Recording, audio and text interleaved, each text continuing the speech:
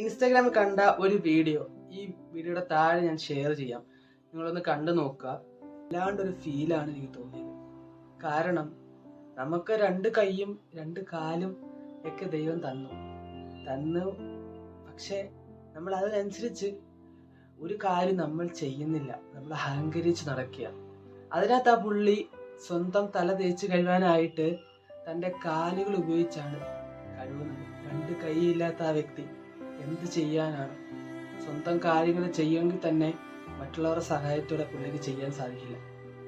പക്ഷെ രണ്ട് കൈയും രണ്ട് കാലുമുള്ള നമ്മൾ എന്തൊരു അനുഗ്രഹമുള്ള വ്യക്തികളാണ്. ഈ രണ്ട് കൈയും കാലും തന്നിട്ടുണ്ടെങ്കിൽ മറ്റുള്ളവർക്ക് നല്ലത് ചെയ്യാൻ പറ്റുന്നുണ്ടെങ്കിൽ നല്ലത് ചെയ്യുക.